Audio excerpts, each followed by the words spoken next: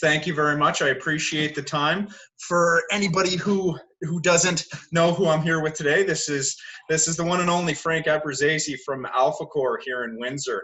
So we're just going to dive right in. I know you're a busy man, Frank. So let's jump right to it. But for those that aren't really familiar with you or with Alpha Core, just give us a quick little background on yourself and the company and kind of what you guys do, really.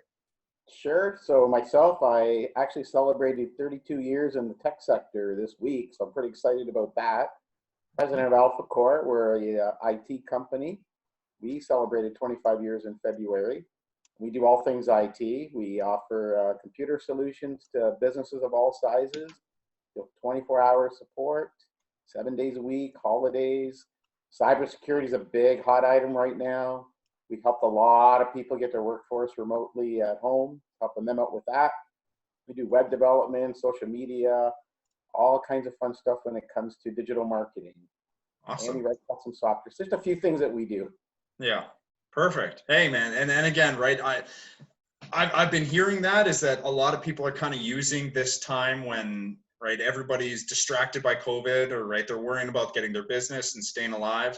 Now is where you're starting to see a lot of those threats kind of show up. Is that you guys are kind of getting quite a bit of activity that way? So there is a lot of activity, and what we're going to see 45, 60, 90 days, now you're going to see the result of people clicking on links, attachments. Do not. We're getting some that look legitimate. The email looks legitimate. So a lot of phishing schemes. So I get one from Santoro, for example. It says, hey, Frank, support my cause. Click on this link. Even though it has your email address, don't click on that link. I'd call you and I'll say, Sean, are you really sending this to me? Yeah. I know it sounds silly. I know it sounds like we're not doing it. Trust me, every day we're throwing money out the window that you're never going to recover. Yeah. Unfortunately. Yeah, that's the tough part. And I think I saw that on, I don't know if it was somebody's screenshot this morning or it might have been last night on Facebook, but they were saying they got, right, the phishing, it was a call, but the phishing scam, right, saying that it's CRA, asking about the CERB or, right, all those kinds of usual scams kind of deals. Yeah. So, hey, well, that's good that somebody's watching out for people and making sure they're keeping safe. So. Yeah, a lot of tools that our companies have invested in that we're recommending. So some are moving forward with things that we've been talking about the last couple of years. So now they're really worried. And when they go back to the office, you're going to find that they're going to have to lock things down even tighter as we keep moving forward. Yeah. Okay. Yeah. So being that, again, you guys being an IT company, you're probably, right, already kind of fluid in this space, but being that everybody's at home, have you guys kind of changed your marketing platform at all to right, kind of target that market a little bit better or get out there a little bit more? So the marketing has become a lot more digital, and we're picking up the phone. Sean, I don't know if you realize this is the only time, think about it, the only time every single person you ever want to talk to is glued to a phone. They're right near it. Absolutely. You can reach anyone, anywhere you want today. And let's face it, we have most people's cell numbers, but we're reaching out by phone, by email. We've been doing a lot of these webinars. We've done interactive ones. We're doing presentation webinars. We're helping other people. We help, the Chamber Inspire Hub and the Alpha Core. We did the first Chamber one, so they've got a great series going on right now. I love that you're doing this. I did Coffee with Craner. Like, there's a lot of us that are just change. We're adopting this virtual world and trying to make the best of it. Reach out to people and help everybody. It's a great idea. Absolutely. Again, right, it's allowing us to kind of get that information out to a lot more people a lot more fluidly because everybody's tied to not so much tied to a screen, but they're very close to a screen, right? They want to see a webinar today, guarantee you're going to be able to find somewhere there's a webinar on something that you're trying to find today. I think I found something that I could hop on for fun. Exactly. Tons and tons of resources out there. So yeah, perfect. Okay. So in terms of your guys' kind of customer base, is it any kind of particular industry right now or just everybody and anybody at this point? Well, automotive manufacturing, it's hit and miss with that sector right now. Some have kind of closed down into skeletons where others are still going steady. So when Ford announced this week that they're going back and Chrysler, everyone's going back to work, it looks like. A lot of our clients have been running in the background, so they're working from home, some of the shops, the maintenance, so that they've been able to do a number of things. Sector-wise, construction has always been an area, automotive manufacturing, the professional firms. There's a lot of different sectors that we work with. We're Okay. finding that most of the companies have continued to work. It's that mobile workforce, which now we predict there's going to be a shift where we're going to accept people working remotely, flex hours. Our world's always been 24/7, and I hate to say it out loud, but I don't think we're going to reach a point where we're going to have overtime anymore or holidays. I mean, we are a 24/7 industry in a world, and we have to be there for our clients all the time like we have been since day one. Yeah, that's a good point. Exactly right. A lot of industries and a lot of businesses that would have normally, right, it's the brick and mortar, you're in the office kind of deal. This has kind of been a dip their toe in the water kind of test case, is to be like, okay, can we make this work remotely? Yeah. And I think a lot of them are seeing it and being like, okay, this does work. So, and I think it was on a webinar call or a Zoom call a couple of weeks ago, is right. A few of the people were even saying specifically that is they're expecting, right, some interesting things to be happening with the brick and mortar shops, with the full scale business operating facilities just Yeah. shrinking down because they just simply don't need the space if they can have, right, a portion of their staff at home, right? Well, for us, we have about 50 that are remote, and there's only about 6 or 7 of us in the office.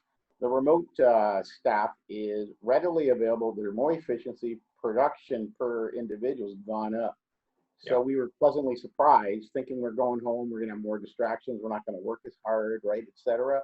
But the opposite has happened with our team. Our team is doing more tickets per day for the technical team, development's moving forward, the web marketing. There's a lot of positive. We're very blessed, very fortunate, and we're in demand every day. People need help. We need help with technology. Yeah. And so for a lot of businesses that aren't as computer savvy is not the right word, but as exposed on the remote ability side, what's kind of some tools, some things that you've been using for those kinds of business owners, if you've had interactions in that space, but what have you find might be successful for them to kind of transition a little bit better, dip the toe in, or just kind of solely start going? Or Well, when you're putting the workforce at home, you have to remember, do you have company equipment they're bringing home? Are you using personal equipment? Personal equipment's different. There's different flavors of the Windows, for example. It may or may not work in a secured environment, depending on what you have set up. The biggest challenge we're finding, and we've talked to them all, Cogeco, Telus, Rogers, you name it. Nobody had the foresight to predict this happening. So the infrastructure, the first couple of weeks, we found was a bit challenging for home users, where we're sharing all this bandwidth, not just with people in our home, our family, but the entire neighborhood when you have shared internet. So now think about it. During the average business day, there was one person home. Now my family, there's 4 people home, 4 computers on, 4 cell phones on, 2 TVs on. So let's just say I have 10 devices on my Wi-Fi where normally I have 2. Yeah. And now all of a sudden all the neighbors have, 3 to 5 times as many devices. And guess what? Can't handle all that traffic. Yeah. So that's been one big drawback. So a lot of calls we got was things are locking up, things are slow. So we have to look at, better product in the home. What can we do to speed up the connection? What can we do with the internet providers to provide a faster connection? If you have fiber, now's the time to move to a dedicated fiber pipe, which is a big dedicated pipe. Yeah. Tools, Teams is a popular one for those who have Office 365 and put their Microsoft product in the cloud. That was an easy transition. We do at Teams every morning, 9 of us on the corporate sales team. Every single morning we do a half an hour debriefing, and everyone's working out of their homes. So it's kind of nice. Teams is Solomon uses Teams. We do we do multiple calls throughout the week, but yeah, there's a consistent weekly Tuesday nights. We do Canada wide. Everybody jumps on the call. One of the core teams is going to be training on something, and so it's cool to just kind of get connected with the people in BC and Manitoba and Alberta, and just you get some FaceTime with people you haven't seen in months or possibly even years, depending. So very, very cool little system in Teams. I agree with you. It's been quite useful. I'd heard something yesterday, or it might have been on a webinar on the weekend, but they were talking about smart devices in the home, and a person was sharing a story about how somebody got hacked by their smart kettle. Or sorry, the smart kettle was basically the Trojan horse for the hacker to get into the home. Yeah. Like, have you guys heard situations like that already happening just since people have been working from home? Yeah, it really started years ago. There was one in I think somewhere in the Middle East. They took over a bunch of cameras, and what they did, they hacked into. Think about it. So cameras, I'm watching the video of all my security, all my cameras everywhere. There's no security on. It's wide open. So imagine taking a busload of people today. I got 50 people on a bus, and we unload in your neighborhoods. You have 200 homes in your neighborhood, and I say everyone, go pull on everyone's door and see who's got a door open today. Because people think, I have nothing, I'm not, but you are. If I come along and I find your back patio door open and I slip in your home, that's exactly what's happening with the cameras. They're not being protected. And when you take them over, you can do things. And what happened in this specific case is they took over something like 21,000 cameras, and the traffic was so heavy, they brought the internet service provider down. And guess what? You and I are ready for this call? We have no internet provider. We have no connection. So that's a major outage that's happened. Your electronic doorbells, that's what we have today, the cameras, your security system. Yeah. On and on it goes. Okay. Yeah. And see, so like I have an alarm force personally. Yeah. And I never got the video doorbell camera kind of deal. But yeah, it's tied to the Wi-Fi. And so is it more than on the Wi-Fi password and that kind of firewall that's the important side? Is that what's protecting the alarm force or the kettle or the whatever it is? Right. So those devices, as long as they're not going direct to the internet unprotected, they need to go unprotected. So in an office environment, we do a number of things. So you know how you have your Wi-Fi, so I move you into the boardroom, you bring your laptop and you can get onto your network. That's Sean, we work at Solomon, that's your office, you're controlled, you're private, you're secured. I come in as a guest, you give me the guest password. Well, I should not be able to get onto your network. And then we have a lot of clients, especially in agri and cannabis, where they have third party that are trusted sources. So we set up a whole separate protocol for them. So they can't get into the network. They're not in the public. They have their own controlled, secured tunnels. Mm-hmm. So we help companies segregate it. So in case there is a breach, we can narrow it down. And it's one of the third parties, or it was a guest that came in, or guess what? It's an employee that clicked on a link. Yeah. And what we're noticing is a pattern. A lot of things happen Sunday. For some reason, the hackers tend to like Sunday, where they release the ransomware when you come in Monday morning. So you're dealing with Monday mornings already a challenge on a great day. And Monday morning you come in and it says your whole network system has been hacked. So everyone wants to blame Sunday night, whatever happened. But normally we go back 30, 60 days, 90 days is when it actually started. And what it does is we come in that back patio door that's open and we hide in your house for a little while and no one ever finds us. And we do damage, right? We learn stuff, we do damage in the background. And then one day say, you know what? I'm going to tell you I'm here and I've changed the locks on your door and you can't get in. You can't get back. Yeah, that's a good point, right? Just because they're in now doesn't mean they're going to do something now, right? Yeah. They could be planting seeds, right? Setting up their plan kind of deal. Wow, that's a good point. Mm-hmm. Interesting. We don't want to scare people. We just want people to think, if I pull up on your driveway, can I hop on your doorbell? Can I hop on your alarm system? Can I hop on your Wi-Fi? Are you protected or you're not protected? Yeah, that's a good point. Well, and there was my brother-in-law was here. He has an iPhone, and my mother-in-law, she has an iPhone. And this was the first time he had visited Windsor since we moved here. And we're sitting on the couch, blah, blah, blah, and he's pulling up something on YouTube. And I said, well, do you want the Wi-Fi password? And he's like, no, I'm already on. I'm like, and my password's like this long. It's not, nobody's guessing this thing. And I'm like, well, I know Brianne's mom doesn't have it. Like I've put her on, but I know she doesn't have the number to give you. Brianne probably doesn't remember it or have it saved. So if I didn't give it to you, how'd you get on?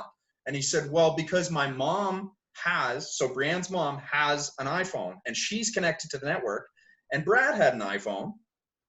He was able to use her existing connection and the fact that they're connected with their iPhones to get onto the network. And I was like, what? That's a thing? And so right there, immediately I'm like, we need a guest password. We need a guest Wi-Fi. so that if that's going to happen, sure, they can stay on their own, and Brenda can let Brad in, and sure, that's fine. But at least then they're not on the home network, because now it's my computer, Brianne's computer, right? All the pictures we've ever kind of saved of the girls growing up and that sort of stuff, that could go sideways quickly. And you're doing your banking and other things, right? So there's a lot of things that you're doing. Wow. Yeah. It's crazy how that goes. So, perfect. Okay. Well, yeah, I've only got a couple more things kind of left, but, for a lot of those that are starting out their businesses, right? For the junior business owners that, right, if maybe only 6 months old, and now they get thrown into this, COVID situation, right? What's a good piece of advice you would give to all beginning entrepreneurs, and maybe how it might have molded between the beginning of the year and now, given, right, what's changed? Well, the first thing I would do is find a mentor. We're so blessed in the community. So many people want to help. Yeah. If we look at a 6-month-old company, I trust to have a really good accountant, a lawyer, a financial planner. Those three are paramount. Then you need someone, that can guide you on the insurance side of it, et cetera. And of course, a good banker. So those pillars have to be in place. Who are their partners? Who are their stakeholders? Do they have a board of directors? Get involved in a mastermind group. So a mastermind group could be like me, you, and 2 other associates, 4 unrelated businesses where we're just open. And I'll tell you, you know what, Sean, I got up today and I faced this challenge. I have no idea how to handle it. And you'll be like, oh, okay, great. Thanks for sharing that. I've got a couple ideas. We need peer systems. We need peer groups. I would strongly recommend a mentor. Look at the networking. If they're not on LinkedIn, they have to be on LinkedIn. They have to build their network and find some trusted sources that I can call you. Like I can call you, Sean, on your cell anytime, and we have a candid, open conversation. You can do the same with me.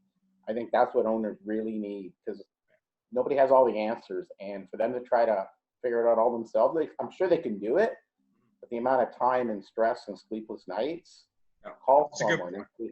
Yeah, the whole 2 heads.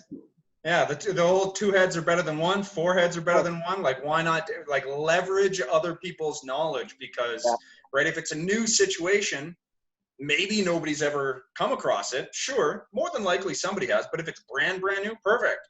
You guys are all going to figure it out together. And now, right, if somebody else comes into that situation 6 months from now, oh yeah, we already handled that, right? This is what we used, right? It's new to everyone. We're all in the same boat, and guess what?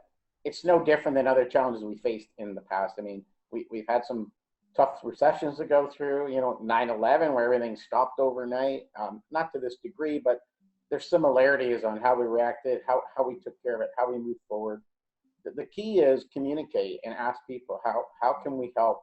And it doesn't have to be about business. Build a relationship, build a trust.